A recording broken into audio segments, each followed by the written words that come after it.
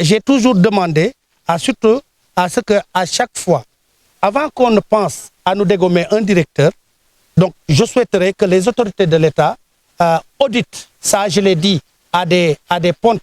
du ministère de la Santé et de l'Action sociale, parce qu'il ne s'agit pas qu'il y ait un problème au niveau d'un hôpital pour tout simplement dégommer un directeur. Ce que nous voulons, c'est qu'il faudrait qu'on audite la gestion qu'il a fait avant de pouvoir le dégommer. D'ailleurs,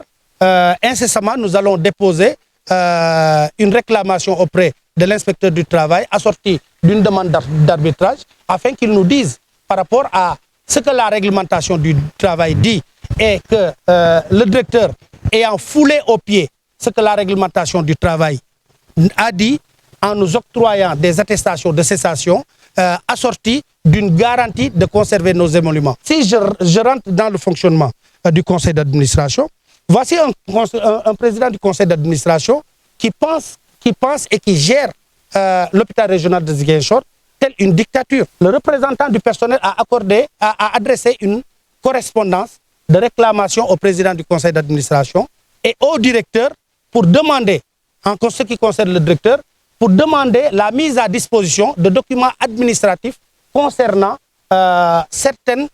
nominations au niveau de la structure. Et le directeur, le PCA était ampliataire du document, mais dans la réponse du directeur, il me renvoie au président du conseil d'administration. Et il m'a dit, entre autres aussi, que je n'ai pas le droit et que le directeur n'a pas le droit de me donner des documents administratifs concernant le conseil d'administration en tant qu'administrateur, mais que c'était lui, président, qui devait le faire. Et ça me permet de rappeler au président du conseil d'administration d'aller revoir le décret 98-702 portant organisation administrative et financière des établissements publics de santé du Sénégal à son article 10, qui stipule que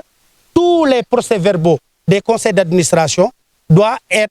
être consignés dans un registre qui est archivé au sein de la structure et accessible à toute personne.